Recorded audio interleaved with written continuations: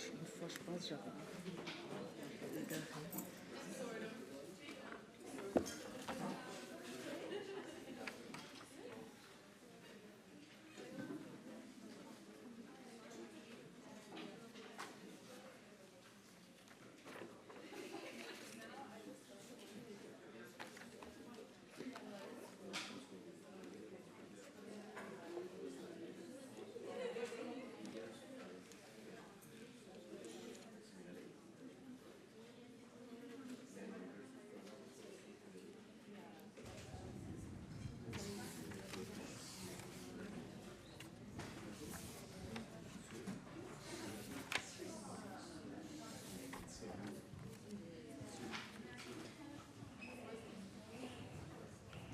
So you have made it to today's lecture hall. Well done. Sometimes I know it can be confusing when we have to change location, but it's just for this class.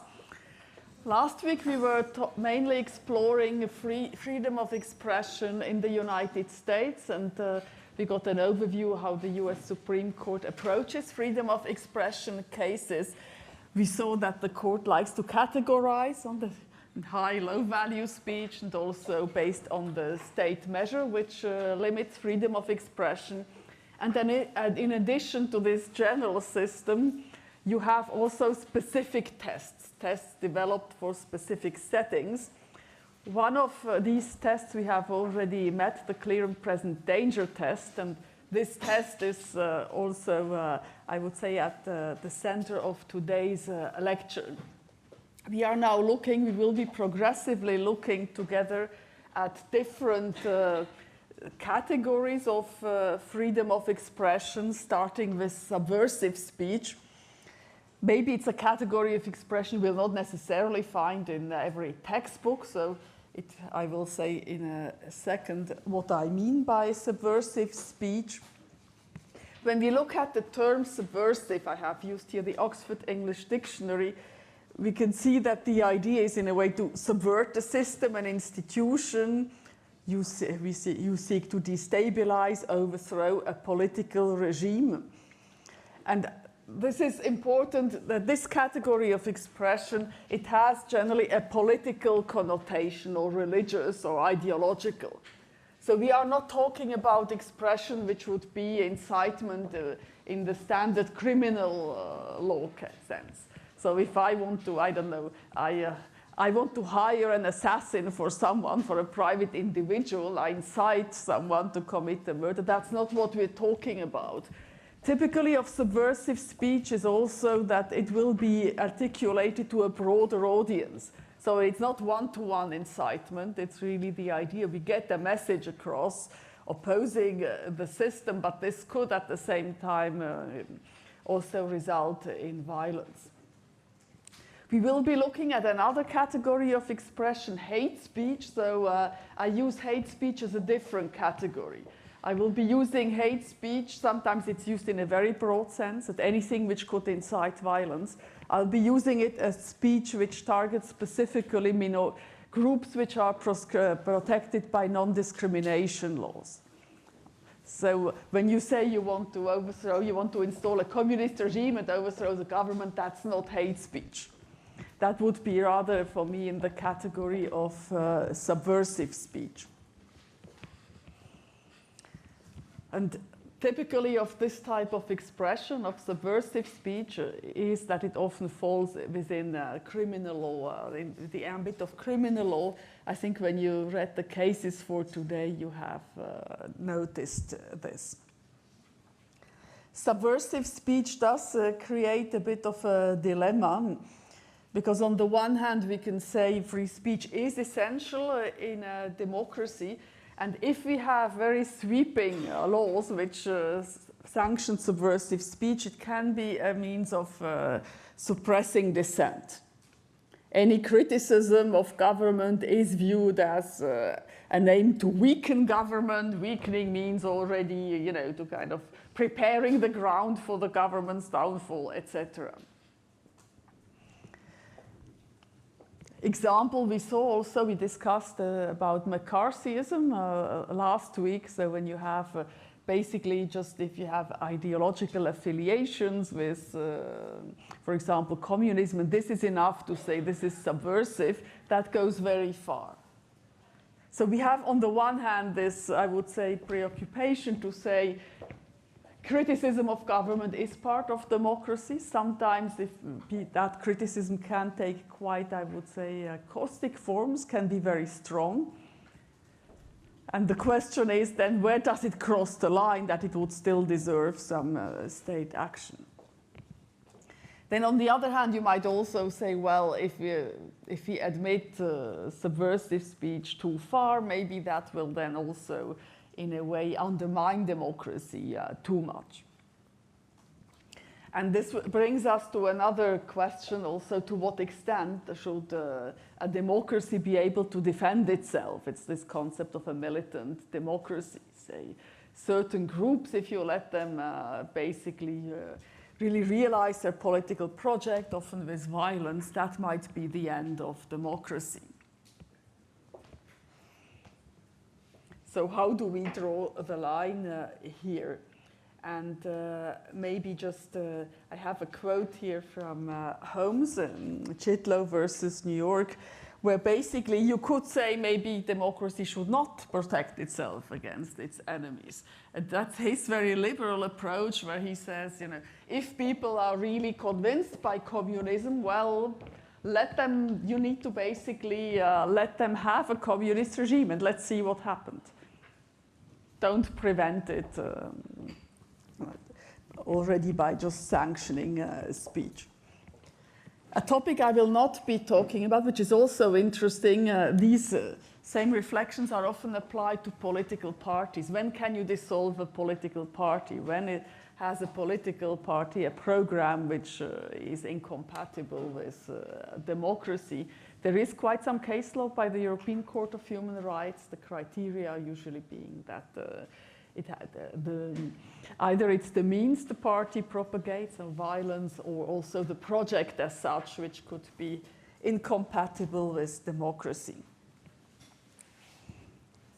But this just to show to you that it's not always easy to know how do you deal with these cases, how do we draw the lines, and it's usually when we don't have easy cases that we have also interesting discussions and case law. You have had quite a lot of reading today, I'm aware of that, quite a lot of cases from very different jurisdictions. The aim really is to show to you that you can have extremely different approaches depending on the jurisdictions. More or less, strict conditions to sanction speech. We will first look at the United States. And we will first be returning to Schenck, because in the United States, subversive speech is all about this clear and present danger test. You may remember that this test was first introduced by Holmes in Schenck, but it was not interpreted in too strict a way. And we had an interesting discussion. Can we say just because a nation is at war, you cannot, call people to resist the war effort? But it was a kind of flexible standard. It's a question of proximity or degree, not so clear what that means. Then it's interesting, we already looked at Brandeis and Abrams, the concurring and dissenting opinion. We didn't insist at the time so much at the conditions for limiting free speech. We looked more at the rationales for protecting freedom of expression, according to Abrams and according to Holmes and Brandeis. When you look at Abrams first, I will also, where have I got it? Here. It's on page 57.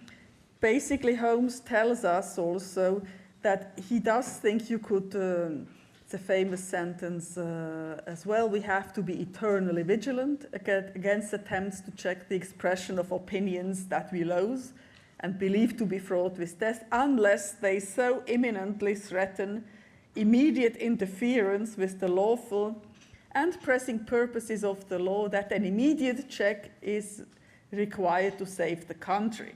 Have you noticed one word recurring all the time? immediate. So the emphasis on immediate, it has to be an immediate problem. And further down, he also says, only the emergency that makes it immediately dangerous to leave the correction of evil counsels to time warrants making an exception to freedom of expression. So he insists that the danger you want to avert has to be immediate.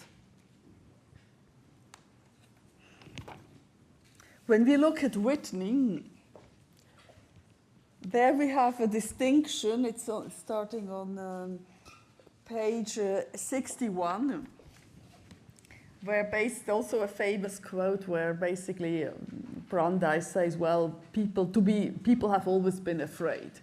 We burnt men feared witches and burnt women. So let's not be cowards here. You know, in a democracy, you might have sometimes.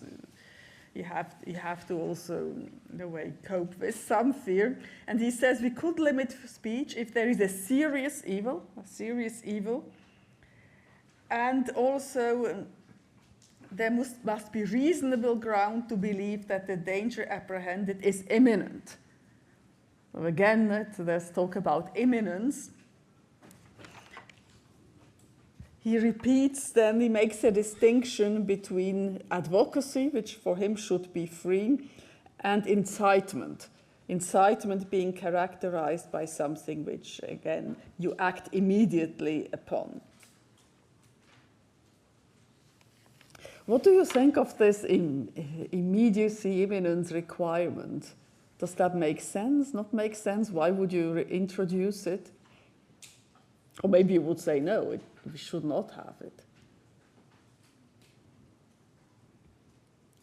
Was it these cases that were during the First World War as well? So maybe the idea was immediate cases in the context of the war situation? So your interpretation would say it's in a way the same as Schenck, right? If it's at war, we have an immediate danger. But we have to bear in mind that these justices now started dissenting. So it was not meant to be the same. It was not supposed to be, it's a question of proximity and degree, depends on context. Any other ideas why insist on imminence? I don't know whether you were raising your hand. You can give it a go, no? I had a thought that wasn't directly, I was thinking that I think the idea of imminency makes sense in the context that they want to create space for dialogue, and because that's kind of the idea that there should be freedom of speech that can then resist. The truth will kind of come that way. And I kind of agree with that, but I think the issue is that imminency and immediacy is vague. It's not exactly clear what is imminent, and particularly in the time since then, the rapid transfer of information has changed so much that immediate has a very different context now than it did then. So it's very interesting what you're saying. You first say, well, it's also imminence and immediacy has to be interpreted. It doesn't tell us, is it 1 hour, is it 2? How do you interpret it? Is it maybe a question also of probability? The more likely something is, the more we will wait. But then you gave also a rationale saying maybe the idea behind this imminence requirement is we should leave time for dialogue. And I read you this quote from Holmes where he says, if there is time, to solve the problem. If you look at Brandeis, I haven't read that passage yet. I was wondering if someone would find this discussion element. Basically, it's on page 62. It's a left-hand column at the bottom and then the second column on top. The sentence reads, first he talks about imminent, there is no opportunity for full discussion. If there be time to expose through discussion the falsehood and fallacies to avert the evil by the processes of education, the remedy to be applied is more speech, not enforced silence. So it's this idea, well, it's freedom of expression is actually the cure.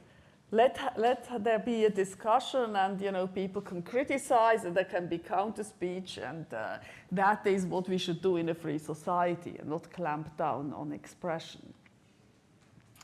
I don't know whether that reminds you of John Stuart Mill and the corn dealer argument when we were saying there's different interpretations of Mill. So it would be of shouting fire in the theater. So there you would certainly say there is an imminent danger. Now the question is, you said the context may have changed. Should we interpret it that way? What do you think generally if you were on a court? Would you go down that road, say we have to demonstrate it's imminent? That you would need also to say what imminence means. If we understand it, there's no time for discussion. Is that what you would do? Would you choose a different approach? I think it becomes always, harder to really find the point of no return. Because for one, it's not imminent because someone just writes something on the internet on the other side of the world, but the other person might be the corn dealers really in the situation, or the corn dealers on the other side of the world. It's imminent, So you're saying we're not in such easy situations shouting fire in the theater, but we have now a global network of communication. It's very hard to know who will read this, how will people react to something. So you would say maybe it's not so adapted. I think that's what you were maybe hinting at as well. And I was looking at, I haven't seen, at least in the US, I haven't seen that the clear and present danger test would have been abandoned so far, based on the argument it might be different and so on. So we can see already before, there is a whole development of this test from not too strict in Schenck, then to these dissenting and concurring opinions, insisting on imminence, and also Whitney, Brandeis in Whitney in a serious evil. Then, and also Brandeis insists on this distinction between advocacy and incitement, where the imminence criteria steps in. Before I showed you this quote from Jitlow, that if people want to have communism, let them have it, where Holmes goes even a step further, saying, what does it mean, advocacy and incitement? We can't distinguish the two. Every idea is an incitement. So not so easy to know when can we limit expression. Then when you look, when we go further on, the US Supreme Court basically then had to interpret again the clear and present danger test in a case, Brandenburg versus Ohio, and it's basically the latest test, or the latest interpretation of clear and present danger. I just have to find it first. So here we have a case decided, we're not in World War I or II anymore, 1969. And here we have a definition given about how the Supreme Court understands this clear and present danger today. I have also found some documentaries on the case. It was an important case, which you can watch if you want to, but there's no obligation. Now, maybe about some of you wondering, why is that a subversive speech case? What was the clear and present danger in here? What were they even talking about? Because I must admit, I first found it was a bit confusing, because when you look at what is in, we know it's a KKK rally, and there are statements like, bury the niggers should return to America, send Jews back to Israel. It was not these statements which were at issue. These statements would be clearly hate speech, that would be analyzed as hate speech, and clear in Europe you would not go far with such statements. That would be clearly a breach of hate speech laws. But there were other statements, and those statements were at issue, and basically they were, I will read them to you. If our president, our Congress, our Supreme Court continues to suppress the white Caucasian race, it's possible that there might have to be some revenge taken. So you can see that this is a criticism of the branches of government, saying we have to take revenge, not so clear against whom, etc. So we're more in this subversive speech model, criticizing the government and doing so with words which could incite violence. Now, has anyone seen, how does the Supreme Court interpret clear and present danger in this case? I think it's interpreted as preparatory actions, real actions tending to that danger. For example, in page 75, it says the mere abstract teaching of the moral property or even moral necessity or a resort to force or violence is not the same as preparing a group. And then it talks about possible action. So it becomes more concrete and more real. It must be proved that there was action going to happen towards that danger. So you're saying it's a question of how concrete the speech is. I think the passage you quoted summarizes also older case law, where the court made the distinction between abstract teaching and concrete in way advocacy. That was a distinction which was criticized as well, saying, is that a good distinction? You know, it has to be extremely concrete. But the court then, and that is very typical of the US approach, they love to give tests and definitions of tests and so on. Has anyone seen the test now which you would need to meet? Yes. I'd say there's like three conditions. It would be first that it was advocacy is directed to inciting or promising imminent, and imminent is also one of the conditions. Mm-hmm. Lawless action, and that this inciting is likely to incite or produce such action. So sometimes it's also referred to as the imminent lawless action test, but it is an interpretation of clear and present danger. So you've seen it, you have it twice, once on page 74, right-hand column in the middle, and it returns on page 75. And this is something you need to know at the exam. If you have to develop how clear and present danger has developed, you need to be able to say, well, according to Brandenburg, this is what it means, and obviously then we can have a discussion on it. But I'm signaling it because I can see sometimes that generally the students know the answer, but sometimes this is not always the case. So we have, if you look at these elements, would you say it's difficult to meet or it's relatively easy to meet? It's directed, advocacy was directed to inciting or producing imminent lawless action and was likely to incite or produce such action.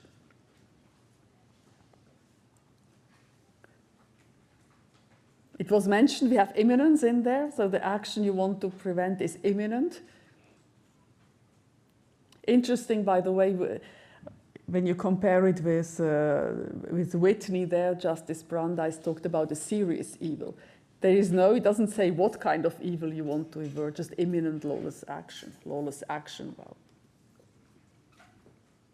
So imminent, what else do you need to demonstrate?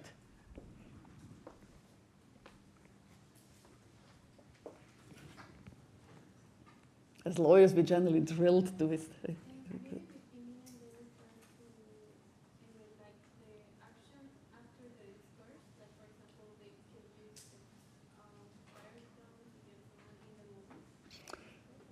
So would you say imminent, you have to look at it afterwards, retrospectively, and say we have to see if something happened or not? Is that what you meant or no?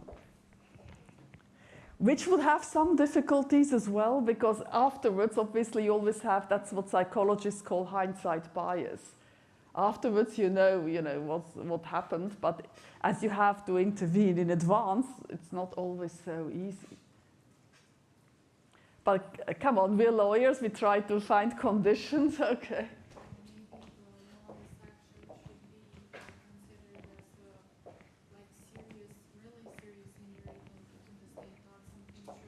Mm. Not justify the limits on freedom of expression that was actually mentioned before, that it has to be serious injury to the state. So I guess the lawless action as in serious injury. So they don't mention it. They don't say what they mean by serious the evil. I think it personally, that's my opinion, it would have made sense to insist on some serious evil. I think Brandeis gave the example of trespassing. That would not be enough. You trespass on some lawn or so. But they don't mention it. So I would say this doesn't seem, when you read the test, the hardest bit to demonstrate there's serious evil. What could make it hard?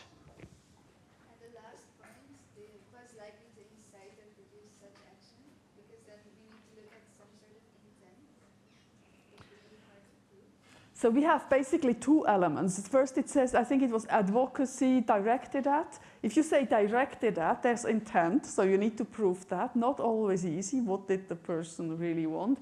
And then you have likelihood. It's cumulative. It's not alternative. It's not either you wanted it or it was likely. So you have basically it's directed at, that's intentional, or likely to produce, that's probability. And on top you have this imminent lawless action. So I would say it's a difficult test to meet. The statements I have read to you, they clearly wouldn't have met the clear and present danger test.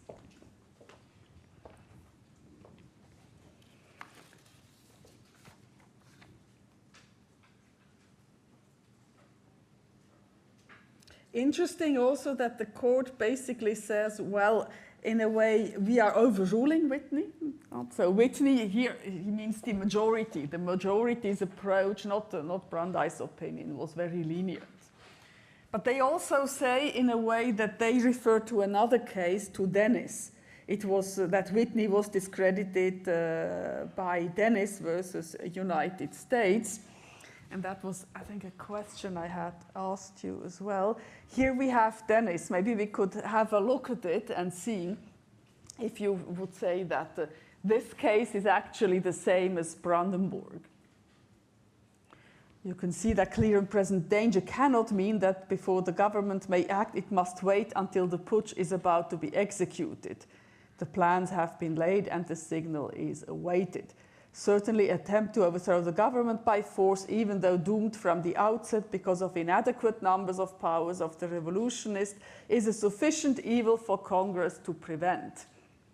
The damage which such attempts create, both physically and politically, to a nation makes it impossible to measure the validity in terms of the probability of success or the immediacy of a successful attempt. One part. Second part, then they basically rephrase it. In each case, the courts must ask whether the gravity of the evil discounted by its improbability justifies such invasion of free speech as is necessary to avoid the danger. Is that for you the same as what we've just discussed as the test in Brandenburg?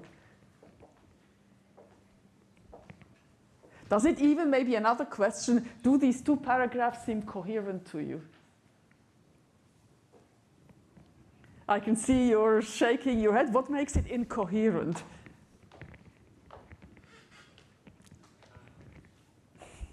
Others can help out as well.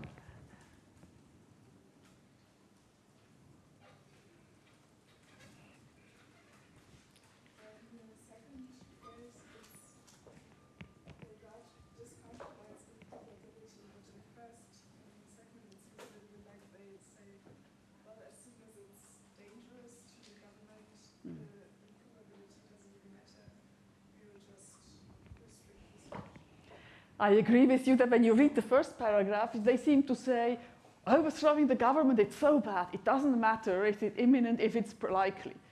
It's such a magnitude of a danger we just will not take into account, neither the timing nor probability. And then they advance the second sentence, which gives us the impression that it's a kind of probabilistic assessment. How likely is it? And you try and balance that against the risk to freedom of expression. So I would say to me, this already Dennis in itself seems incoherent. Now, would you say that is close to Brandenburg? Where would you see, even if we take maybe the more protective stance here, this probabilistic assessment, is that the same as Brandenburg? Because they refer to Dennis kind of saying like, oh, we confirm that approach, which makes it confusing. I once tried to find out why did they refer to Dennis, and I was told we had a former research assistant who did a research stay in Harvard and followed a free speech class. Apparently, it was a mistake by a law clerk. So he didn't do the best job in following precedent. I would say it's clearly not the same, right? If you don't, imminence has disappeared. You don't, no talk of imminence. You don't see an intentional element either. So there it's really more just let's try and balance the risk against the probability and the risk against freedom of expression. Just also, this shows a little bit the time and evolution of this was just after, this was the very beginning of the Cold War, and we had this external enemy that was imposing, potentially going to come in, and so this idea of we need to do anything to justify, you know, like to fight against this outside evil is a very different circumstance than the late 60s and what then became Brandenburg and a much more open idea of we should protect dissenting speech. But, so Dennis was 51, but probably by the time it reaches the Supreme Court, the facts were earlier. And I think you're right in saying that context certainly matters. And sometimes it's interesting to think, can we devise tests which will, you know, withstand the test of time, or will they just be interpreted differently? And when there is a sense of a threat from outside, there's often, I would say, the tendency to internal cohesion and so on, patriotism, and let's defend ourselves. And a rhetoric in terms of enemies often is quite typical as well. Rhetoric, which I can hear quite a bit at the moment, enemies from inside and from wherever. It's not a very open approach. Now, if we return to Brandenburg, I would say what makes the test hard is certainly if you understand imminence in terms of proximity in time. If you really understand it as shouting fire in the theater and there's no time for counter speech, then it's extremely difficult to establish that to satisfy this test, which would mean that a lot of speech gets protected. Then if imminence, someone said it's ambiguous, we don't really know so much on what does imminence mean. If it were interpreted more in saying the bigger the danger, okay, and the more likely it is, the less we mean imminence is kind of within the next few minutes, then you would have, I would say, more leeway. Important, Brandenburg has not been overruled yet. So it's still, I would say, the latest approach we can find in the United States on clear and present danger. Then you may have seen there's also two concurring opinions. Last week I was talking to you about the fact that there is no limitation clause in the First Amendment. And so there were discussions, at what conditions can we limit the First Amendment? We shouldn't limit it at all. And this is the position taken by the concurring justices, Black and Douglas, who were known basically for being free speech absolutists. You can see at the very end of the opinion that they make a distinction between, it's the second last paragraph, between ideas and overt acts. So that's a distinction, speech and conduct. Speech is always free. Conduct can be limited. Then the question is, how do we distinguish speech and conduct? So just a question. So in this case,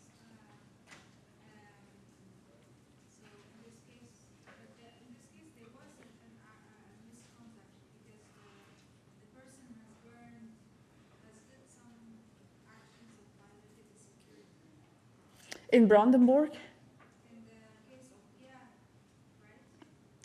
I think, as I understood it, basically that at least the statements, they were not considered as, they were considered as protected by free speech, and you could not sentence, the authors for what is syndicalism statute for overthrowing the government, etc. So here we learn that there's a difference between how to protect the free speech, even if it sometimes was extreme, and conduct. This is what the concurring opinions say. So they would say we don't want a clear and present danger. Why? History shows us, and it's quite interesting because you have this historic interpretation. They show how many cases there were. There was not just, Schenk, there are 3 or 4 cases, but communists, socialists were systematically targeted. Sometimes it was enough even just to teach somewhere. If I organized the lectures, could you imagine a university professor saying, we talk so much about Marxism, what does it even mean? Let's have a lecture, and that would be considered, you're kind of trying to, you know, spread an obnoxious doctrine, and that is subversive. So they try to show through history that the clear and present danger test was interpreted and misinterpreted, and they don't have faith in you know, that test being a sufficient guarantee depending on the context we're in. So what is their conclusion is to say, do away with it. Speech can't be limited, full stop. It's absolute. Then they say conduct could. And here, obviously, we don't talk about conduct. It has to be somehow speech-related, otherwise it doesn't make that much sense. For them, inciting, direct shouting fire in the theater would be conduct. So that's another approach, say freedom of expression is absolute, but then you need to draw lines at what is conduct, what is speech. And they say also basically that they, you know, see no place in the regime of the First Amendment for any clear and present danger test. So they reject the test, and they also say, well, often basically what happened, we had political trials, like in Dennis, that's the case where they criticize very strongly. It was a political trying, and they refer at the end, when they refer actually to that's the McCarthyism and these loyalty boards, etc. And it's still a staggering number, saying that 20 million people were processed. So that makes them very suspicious of clear and present danger. But I also told you this idea to say, you know, freedom of speech is absolute, and then we can only limit conduct is not what is now applied. I think that goes too far. So when we recap just for the United States, we have this test, clear and present danger, first introduced in Schenck, being interpreted in quite different ways. First, as quite a flexible test. Then, as we see in these concurring opinions, a lot of communists, socialists got targeted, sometimes simply for being Whitney, was being a member of the Communist Party, or publishing something, like lecturing about Marxism was enough. And then we saw basically that the Supreme Court opted for quite a strict test in Brandenburg. This strict because it insists on imminence. If we understand imminence is close in time, that makes it hard to meet. And you have to show that it's first that the speaker intends this action, and also that it's likely. There's a probability assessment as well.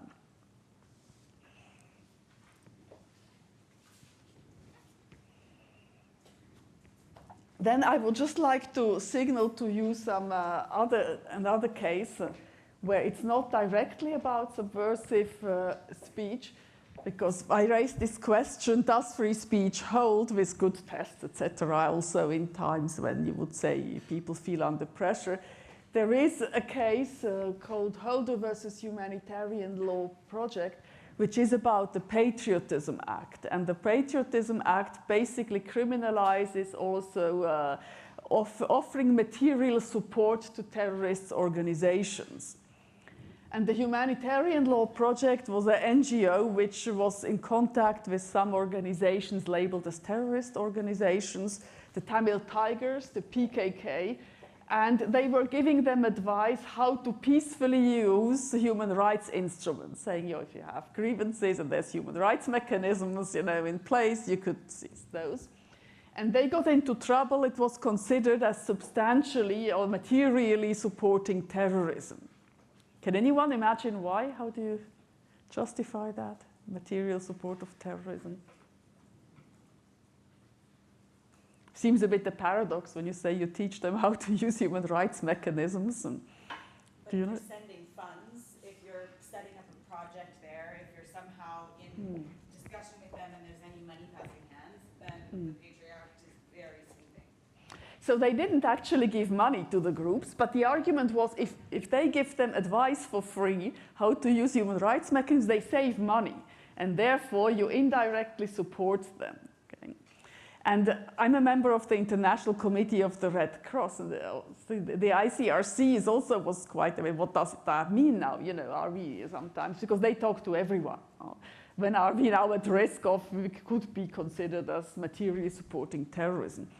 What was interesting there was that the US Supreme Court basically was extremely deferential, said, well, you know, it's an executive branch decision, whereas had you applied either clear and present danger, you'd have to say, well, no, that doesn't meet the standard.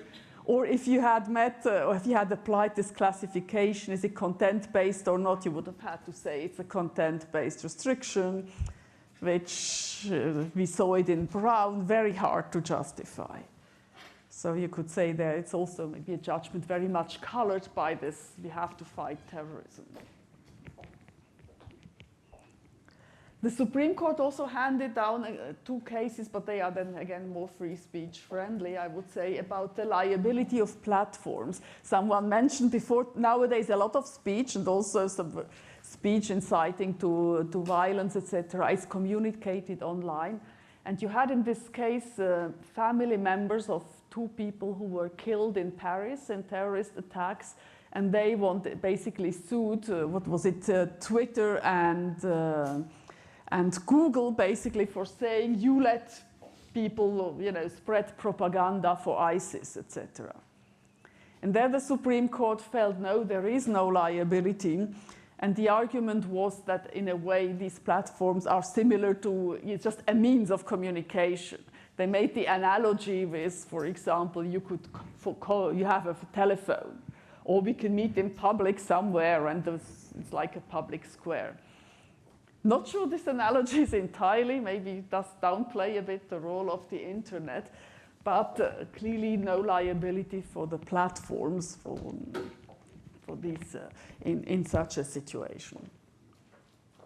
So here we can see that the problems courts have to judge evolve also with modern technology.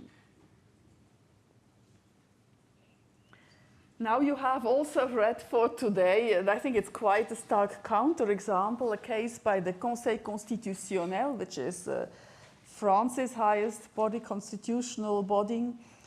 Maybe, I don't know if someone was surprised in reading that they apply the Declaration of Rights of Citizens of a document from 1789, a document adopted basically during the French Revolution. Maybe just a few words to explain that. Basically, the Conseil constitutionnel was not at all created with the view it will be a fundamental rights watchdog. It was supposed to enforce the separation of powers, and the fear was mainly that Parliament would encroach on the government. Often you view it the other way around. But so it was really about more policing that the different powers stay in their boundaries. And the court, in a way, extended its powers quite dramatically in 1971 in a decision basically saying we refer to the preamble of the Constitution of 1958, and the preamble refers to other documents, to the Declaration of Rights of Man and of Citizen, also to the preamble of another constitution and to an environmental charter. And so we are basically, the court said, competent now to review also the compatibility with these documents. So via a reference in the preamble, they incorporated the whole Declaration of Rights of Men and Citizens into what they call the bloc de constitutionnalité, the block which will be of the norms which they can check. So freedom of expression, it's Article 11 of the Declaration of Rights of Men and of Citizens, so a document over 200 years old, which was never actually positive law. It was a political declaration, has become in a way hard law through the case law of the Constitutional Council.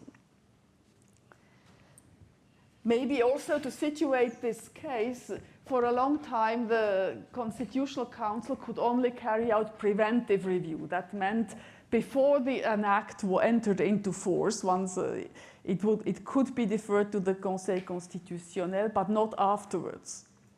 And you can imagine that often when you only have preventive review, a lot of problems you will not spot.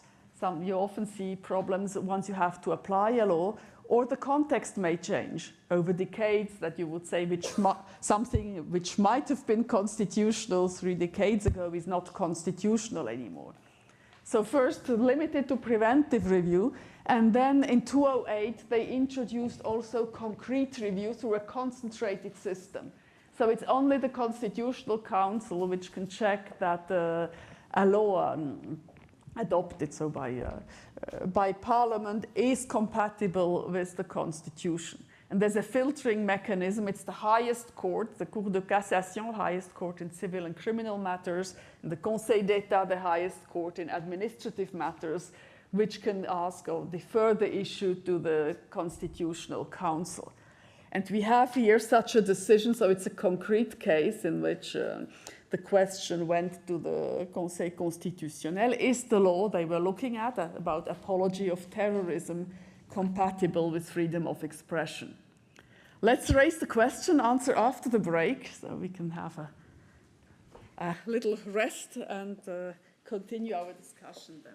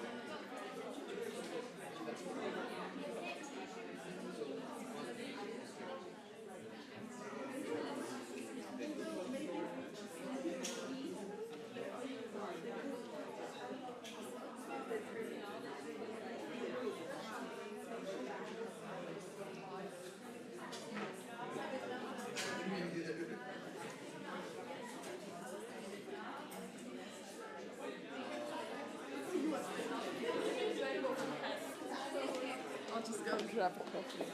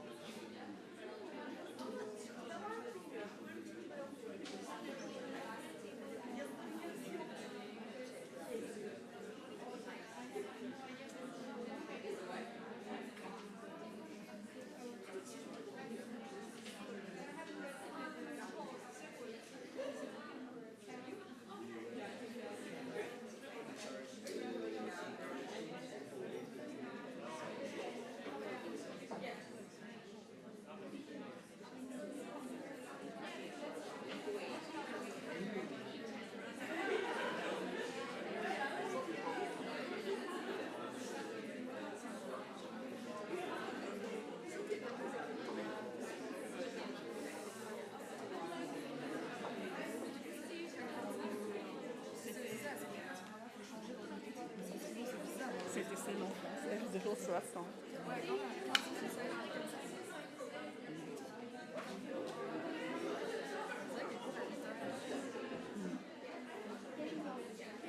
C'est pas là où on se fait.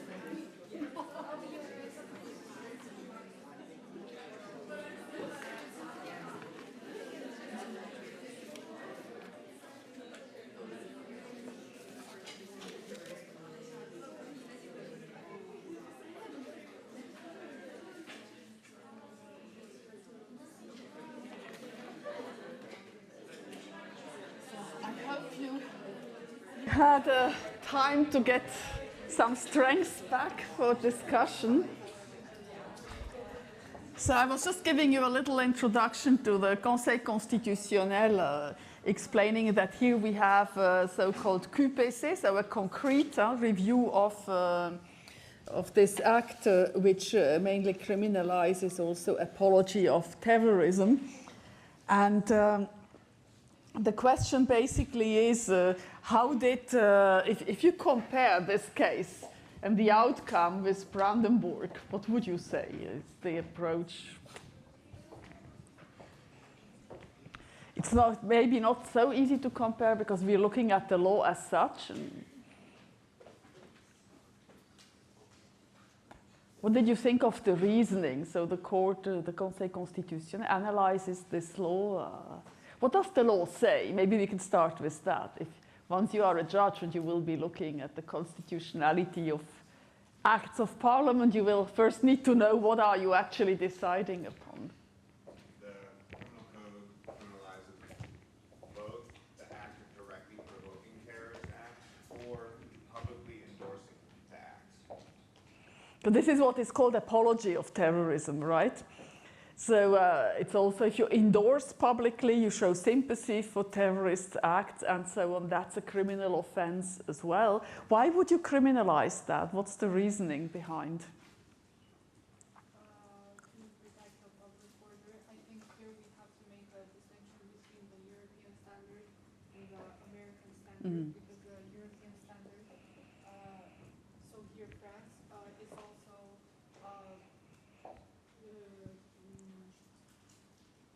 CE with the European Convention. Also, we have to make the distinction because in the USA we find just the negative application of the state, the subsidy. In comparison to the European standard, where the states have also like a positive obligation to create a law that protects the rights of the people from violations from third parties. So you would say basically that the state has a duty to protect the right of to life as well, of other citizens, etc., that may explain different outcome. Now, when we talk about apology of terrorism, it's often considered an indirect form of incitement. If you say you approve it, so it's in a way that could also encourage terrorism, right? So that's the. If we compare it now with, imagine such a law in the US.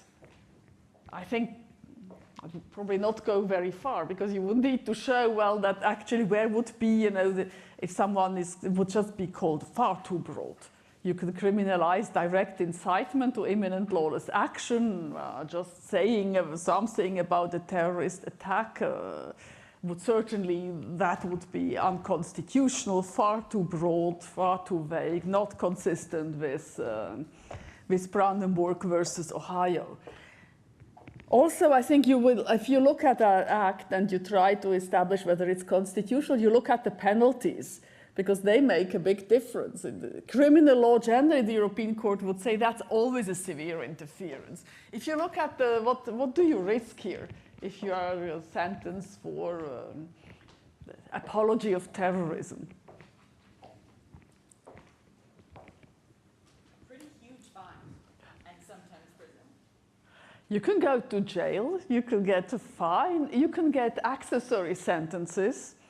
So, for example, confiscation of your property, I don't think anyone would say that's not a big infringement. You could have also you may lose civic rights, family rights, the right to stay in France, residence rights. So I think it's really quite a draconian law. It clamps down on incitement to terrorism and apology of terrorism. And so the Conseil Constitutionnel reviews this law. And if you had to review it, what kind of elements would you look at? If we apply more of a European approach, if I say European, and it would be mainly looking at, you would probably say there is a public interest. There is, we want to protect public order.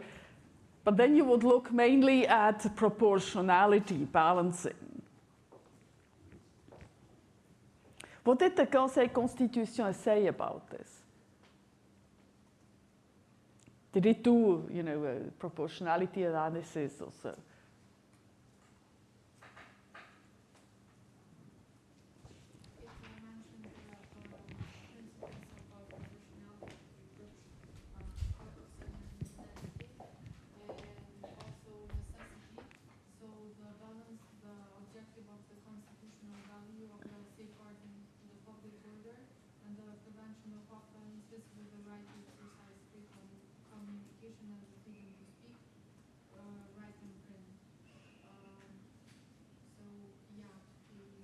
It mentions it at least. It talks about, proportionality and all this. But would you say, there's an exercise, and you find academic books on that, rewriting judgments.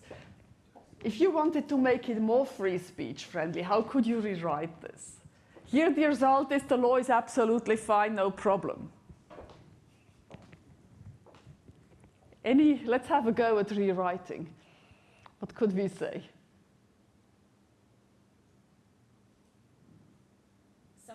Closer to the Brandenburg or US interpretation of this would be that you can't limit someone's beliefs. And so everyone should be allowed to have freedom of expression, even for things that we disagree with, even for things that are, whatever we would say are vehemently evil.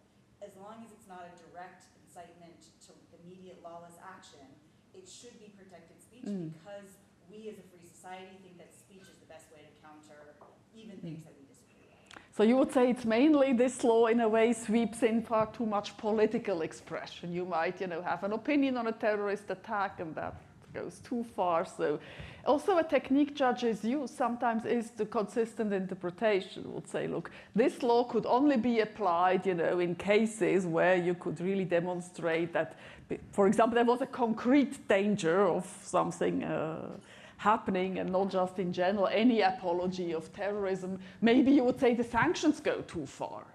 We can't clamp down with such draconian sanctions. That has a chilling effect on freedom of expression. You had some ideas? Yeah, but I think also here the law was created based on the fear after the several terrorist attacks on in France. So if we make a comparison with the Schnack case and Devron's case, there we had the war, so it was based on the war, the contextual approach, and here we have the terrorist attacks. And for the European standard, we also know that the court leaves a margin of appreciation to the states. So the court will just say you're better placed to evaluate the situation. Zeker.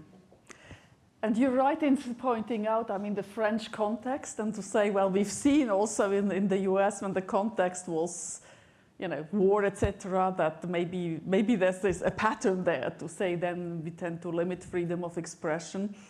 When you say the European Court, that's true, that we will read cases by the European Court.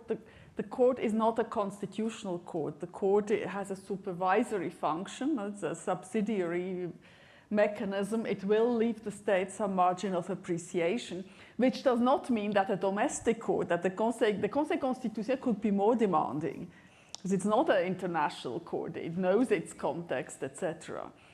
I would say you may disagree with me on that, but I find personally there is very little reasoning on proportionality.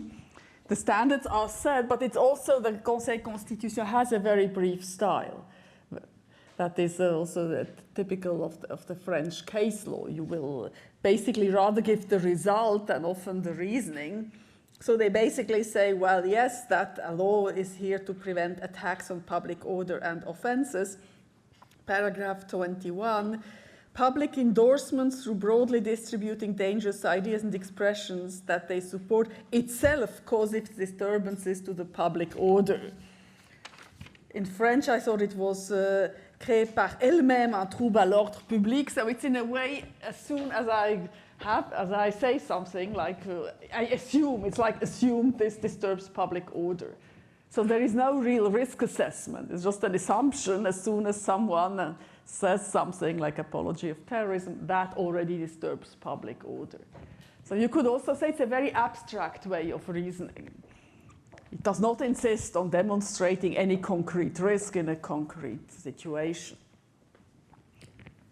And it's just also interesting that the French law did get criticism. It got criticism by the special rapporteur on the promotion and protection of human rights and fundamental freedoms while countering terrorism, visit to France in 2018. And basically, the rapporteur also looked at statistics and said, basically the people convicted, 85% of the people to whom the law was applied concerned basically apology of terrorism. So the direct incitement cases are quite rare. And the penalties are considered disproportionate, and also basically saying there is too much legal uncertainty. This doesn't define what does it mean, apology of terrorism. And I've also found a document by it's a joint declaration on freedom of expression and countering violent extremism by special rapporteurs within the American, the African, and the European human rights systems, where they basically say, not targeting France in general, but that they are alarmed about these laws which basically criminalize and glorification of terrorism, material support for terrorism, and so on, apology for terrorism. So this is sometimes something to bear in mind. And there were also debates in France, I think even also, minors getting into trouble because they tweet something and what borderline. Like, I understand why this guy did this, and you're in trouble with the criminal law. But it's not up to me to tell you what is the right approach, but here you have quite a different approach. You just broad bans with strict penalties, and you assume it's dangerous. You don't have to demonstrate, that there is any concrete risk. Then, as the European Court was already mentioned, the European Court has quite a lot of case law. A lot of cases concern Turkey, but also cases about Russia. In Russia, these cases sometimes concern basically criminalization based on extremist statement, extremism. We fight extremism. And I would say the European Court's case law is not always 100% consistent, in my view. There is a case called Zana versus Turkey, which was referred to also in Zurich, where basically the court insists quite a bit also on the context, saying here we have statements by someone, we have to look at in what context the statements happened to evaluate the risk. So it's not enough to say it's an abstract danger. These statements in the abstract could be problematic. You have to demonstrate that there is actually a concrete risk. In this case, Zana, it was said, well, there was a terrorist attack. Soon afterwards, we have an important person, the mayor of Diyarbakir, lending support, to the PKK, and these statements circulated widely in a daily newspaper. The situation was already explosive in that region, so you kind of, things can blow up quite easily. So that was the approach in Zana, saying we don't insist on a necessarily immediate risk, but we look at the situation, it's a contextual assessment, and there the court was relatively demanding. What about Zurich? You've read Zurich for today? you may have seen there were also dissenting opinions, people who didn't agree, who felt the court in a way departed too much from Zana. The third case is about violence of the Article 6 and Article 10 of Convention of Human Rights, European Human Rights. And the judge found that the violence of the Article 6 of the Convention, but contrary, they couldn't find the violence of the Article 9 about the freedom of expression. And do you know what were the statements at issue? If you... It's the issue of the fair justice, and also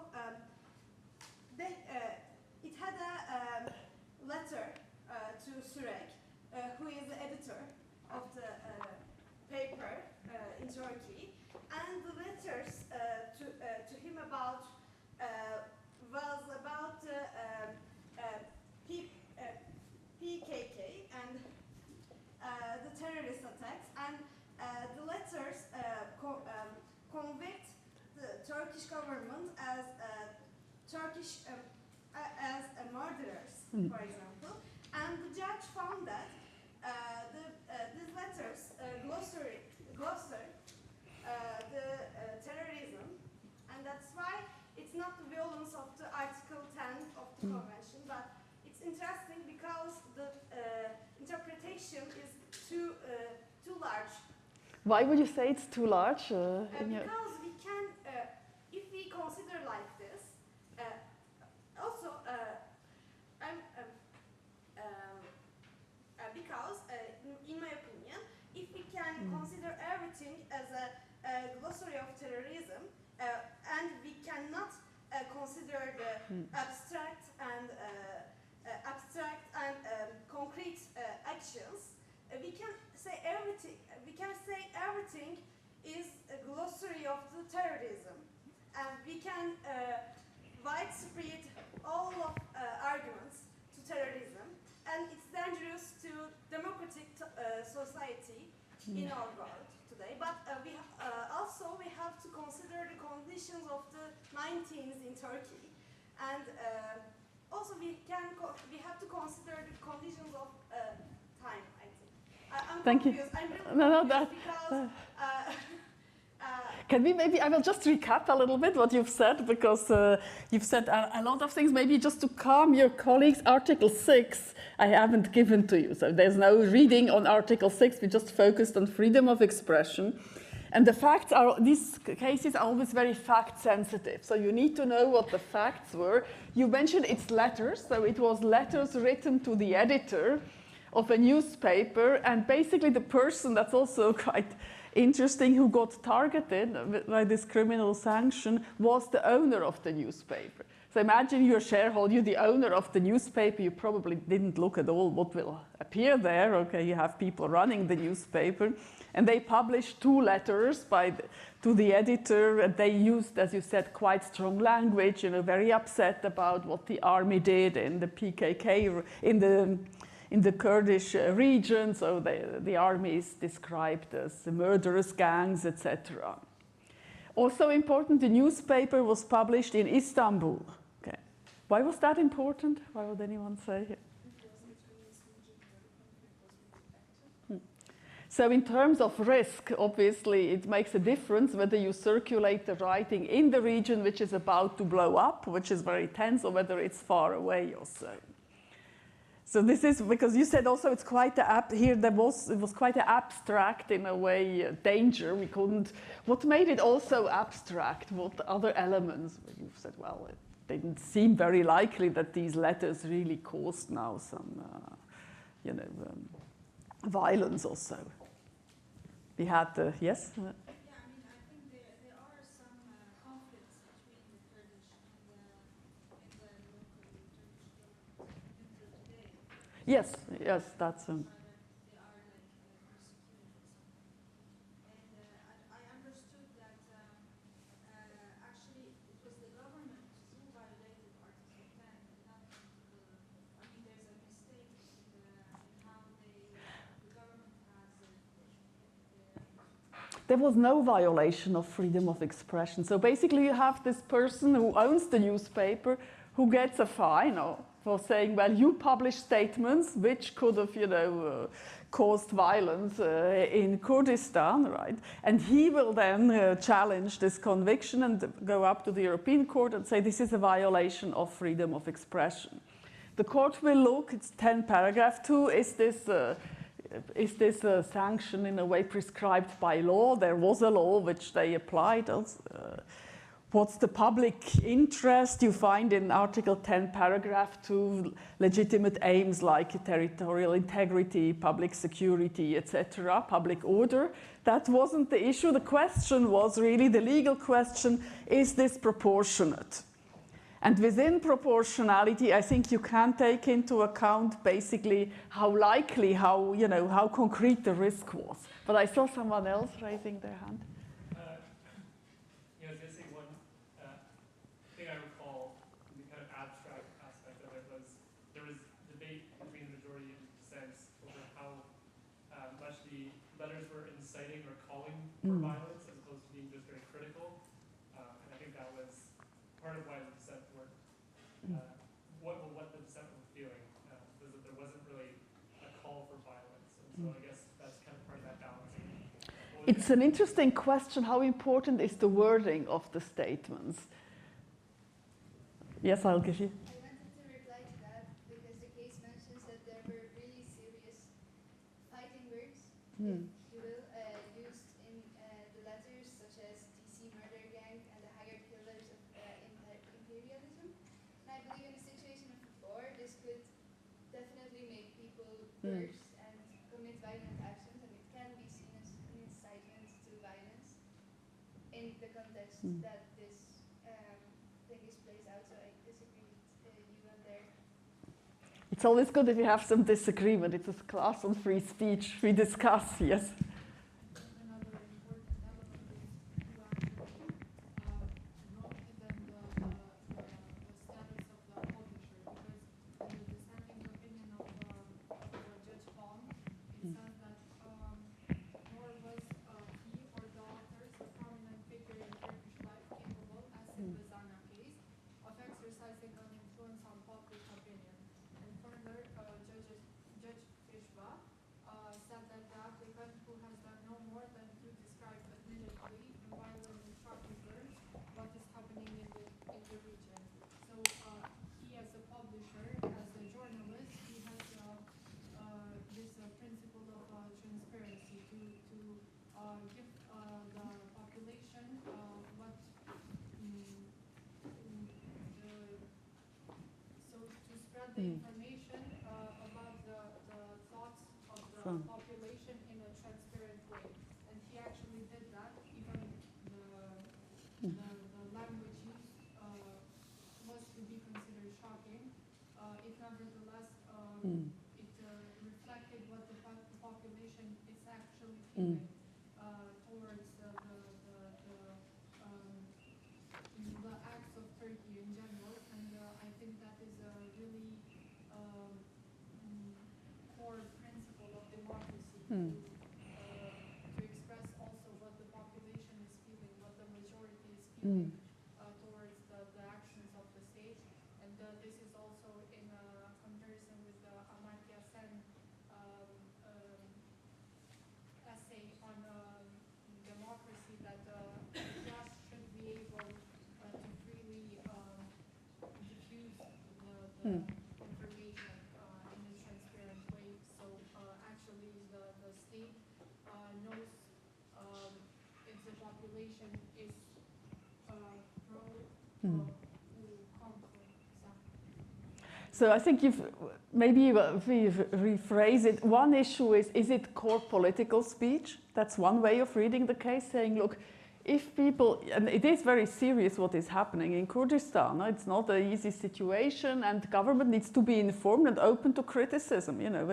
When your house gets bulldozed or your family gets killed, you will not talk in a very polite way. People are angry, and you need to let people voice that anger. Okay. So it's core political speech, and the court says, well, if it's core political speech, generally the level of protection is very high. Or is it, and that's then the other alternative the court envisages, rather incitement to violence? And then the court looks, then it leaves a broader margin of appreciation. To distinguish the two, you could, I think what the court did, insisted a lot on language. This is Justice Palm's criticism, to say, you know, you look to, language is always one element to take into account. The less direct maybe the statements are, maybe that's when they are less likely to cause harm. But it's one element amongst others. You should take into account other contextual elements to evaluate the risk. If you do that, this is what the dissent has done, is to say, A, it happened far away. It's in Istanbul, right? It wasn't published in the region where, you know, people, which is already very sensitive. Second, we target the owner. It wasn't his statements. Third, it's letters, who reads? You know, it's not like the newspaper, it's not front page one, you know, big headlines, the Turkish government is a murderous gang. Letters to the editors, often they are just skipped. I don't know how you read newspapers, if you read them systematically or so. So taking all this together, could have said, well, the risk was actually not very high. And this is what the dissent basically said. But if you just focus on the wording, you will say, well, you know, very outrageous statements. And against the wording, the dissenting opinion of Judge Palm also states that the court reads the language of the messages published as glorification of violence and hate speech, but in Turkey's criminal law, they were not prosecuted by that grounds, under that grounds, but under the spread of propaganda, separatist propaganda. So the court gave more weight to that obvious speech that it was even local. I think that was quite a convincing argument she made as well, to say, look, even the Turkish government, you know, the Turkish courts didn't retain that. As I said, it's separatism, because Kurdistan wants to be independent. Then interesting, I'm just flagging to you Judge Bonello, who actually refers to the US and wants to import clear and present danger, and saying here clearly we would not have a clear and present danger. But just as we're looking at different approaches, how can you tackle, how do you deal with subversive speech? We saw one, Brandenburg versus Ohio, where the threshold is very high, particularly if you interpret imminence as meaning very close in time. Then you have another approach, which would say we don't always, you know, insist on imminence, but you have to do a risk assessment. And then you could, one extreme would be an abstract risk is good enough. It's a bit what we see in the French Conseil Constitutionnel, doesn't elaborate much on it. Or you could be more demanding and saying, come on, you need to have strong elements to show there is a concrete risk, not an abstract risk. Zurich, I think, was also relatively lenient, wasn't that demanding, insisting a lot on the wording, not taking into account where the statements were made, who did they reach actually, etc. Another case, which I would say also is in this line of reasoning, I only gave you the summary, Leroy versus France, with this caricature, with someone saying basically, just very shortly after, I can see people are looking at the slides. I will talk about that other case in a second. Leroy versus France, you had a caricature published, I think 2 days after 9/11, saying, we all dreamt of it, Hamas did it, wonderful, and the author being sentenced for apology of terrorism. Now, I don't know what you thought of the case. Probably a lot of you thought, well, that was really a bad idea. I don't find that a great, you know, applaud the caricaturist and so on. The question is, does it warrant a criminal sanction for apology of terrorism?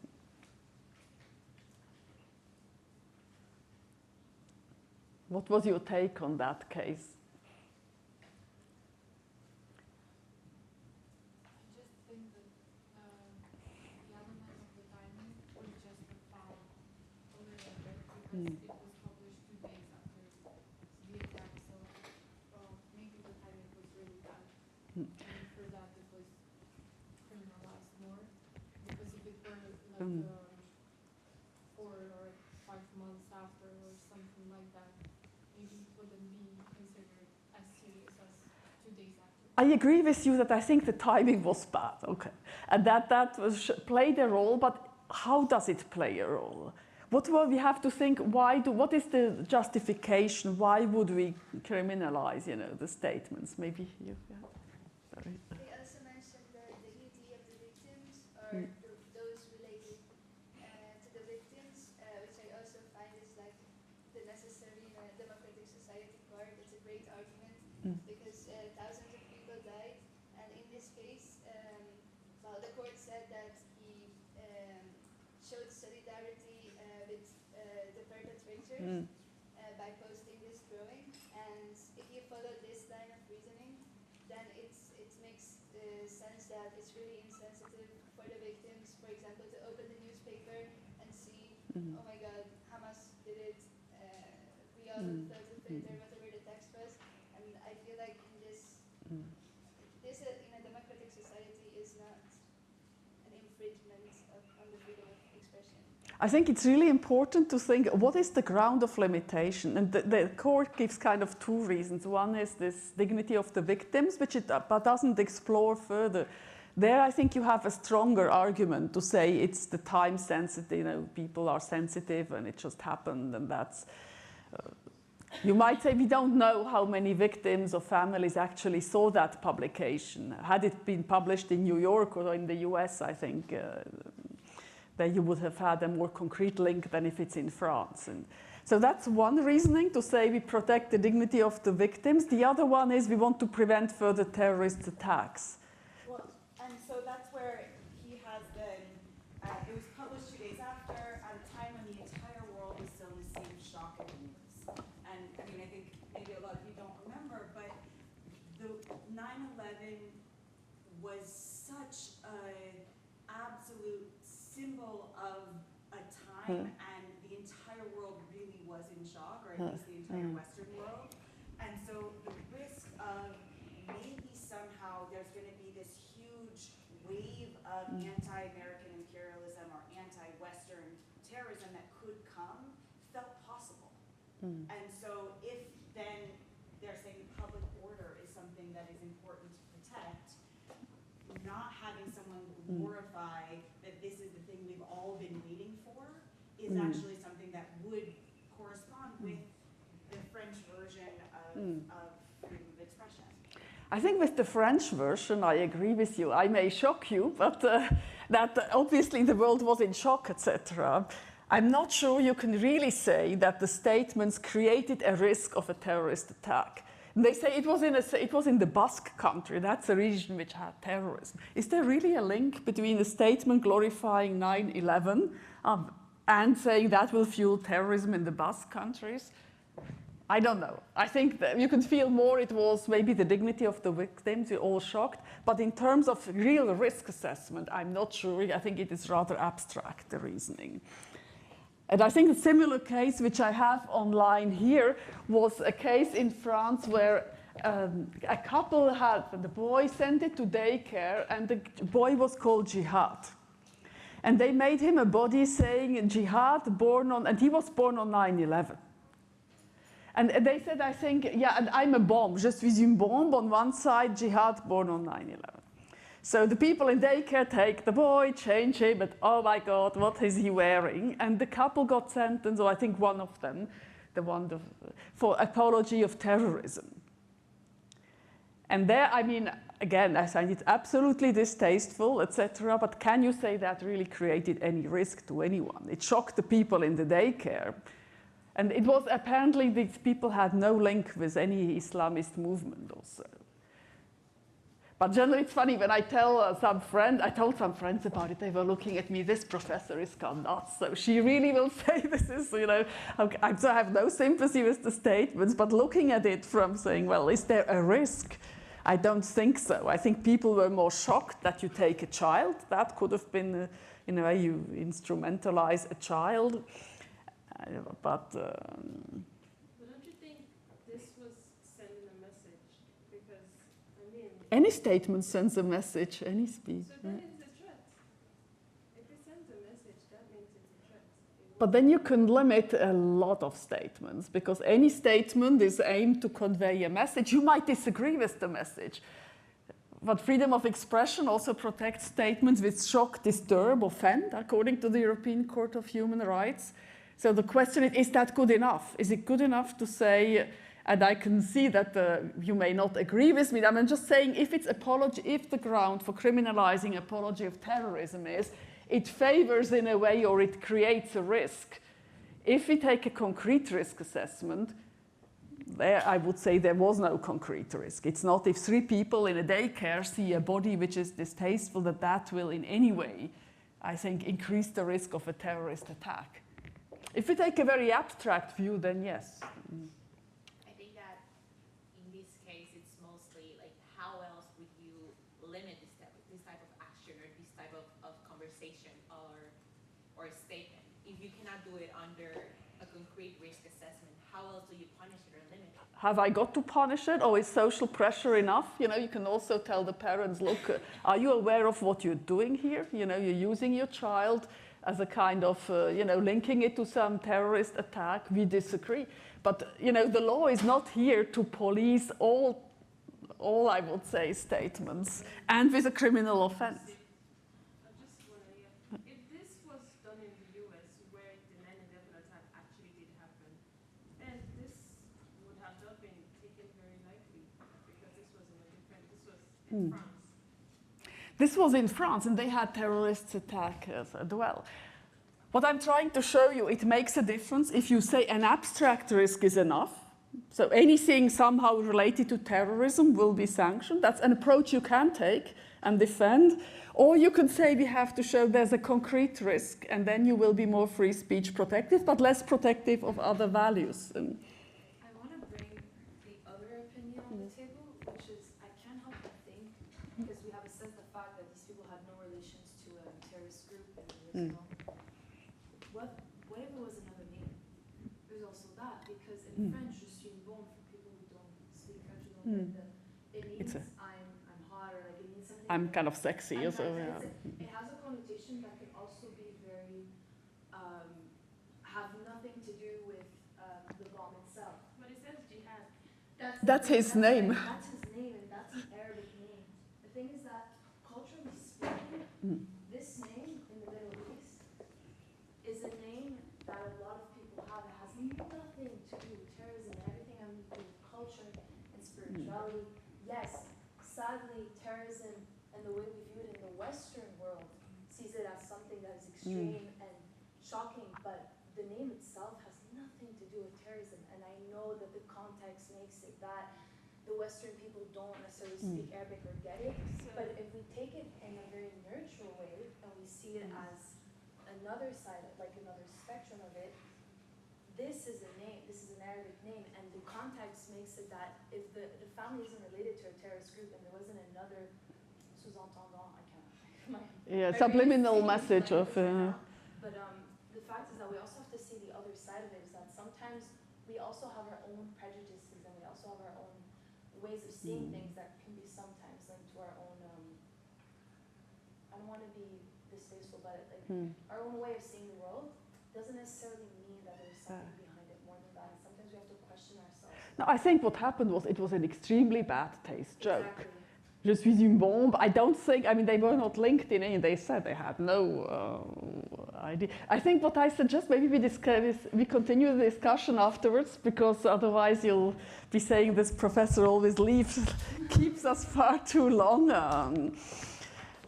And I think this is a good case, because obviously intuitively you say this can't be, you can't do that. But then if you try and put it in a legal reasoning, it's not, you can reach different outcomes. Then I have given you a last case. This is not a domestic court. It's basically a quasi-judicial body created by Meta. And the oversight board basically is here to decide on disputes about should something be kept online or taken down on Facebook and Instagram. It's a body composed of international experts financed by Meta with an irrevocable trust. So the idea being Meta can't withdraw the money if it is not pleased by the decisions. I mean, what is interesting, they can obviously, you know, there's so many cases which get signaled to them. You can see in 2024, they had about 560,000 cases which were flagged to the board. They can only take a few, they are very selective. And what they do is they can either hand down quite long, motivated decisions like the one I gave you for today. It also happens that they signal a case to Meta. Meta said, we got it wrong. Yeah, we agree with you, and then they often just write a summary decision. And they can also do opinions. They did an opinion on misinformation and COVID-19, for example. When is it justified to suppress posts because they create a threat for public safety, public health? Interesting, what does this body apply in terms of rules? So they have to apply, first of all, the community standards. Meta has quite detailed rules, you know, what can be taken down and not, etc. They have a community standard on violence. They have another one on nudity, on hate speech, etc. They also have values. They are mentioned in the case, the voice, freedom of expression, safety, etc. And Meta is a private company, so not directly bound by human rights, but they basically themselves said they would respect human rights further to these Ruggie principles. So there are now guiding principles on business and human rights, which are soft law. They are not hard law, but basically the expectation is big corporations certainly should respect fundamental rights. So the board, in its reasoning, refers to these guiding principles and then applies actually the International Covenant on Civil and Political Rights, the ICCPR, and its provision on freedom of expression. That's why you find references to the ICCPR. And the question there was about a post which was posted in India, in Hindi, that was not, and it was basically about, I think, a meme which had a sword and was basically saying that was a criticism of non-Muslims and also anticipating that Macron would come to India calling for a boycott against French products. The meme had a sword, and the question was, this sword, is that in a way a call for violence or not? When we look very briefly at the reasoning, I would say here we have an example of very concrete risk assessment. Meta had said, look, this is dangerous. You know, we have in India, we do have communal violence. You publish a state of, you know, a meme there, which in a way, even if it's a veiled threat, you know, we should take the sword. That is dangerous. The oversight board, the majority, there was a minority decision, basically did a much more exacting contextual analysis. It first of all said, well, yes, it was published in India, but in Hindi, didn't reach many people. It was a call to, should it be a call to violence? It targeted basically non-Muslims. In India, we have rather the problem that statement, you know, that the Muslim community is victim. It's not the same. So your contextual analysis, Meta, wasn't thorough enough. And we have an indirect statement. It doesn't mention any place or time. It's not concrete enough. And seeing that it didn't reach a big target audience, that it wasn't very direct, and that it was targeting non-Muslims, whereas the risk in India was to Muslims, the majority felt there is no concrete risk. So this is an example, I think, quite different from Zurich, quite different from also the Leroy case. A key passage when you look at the risk assessment is on page 102, the second passage. And they also basically mention the imminence requirement. They said here basically the majority concluded that as well as not being imminent, these factors meant physical harm was unlikely to result from this post. So they seem to be in this position. We would have to show that really very concretely something would happen soon. And I also got the impression that they conceived it also as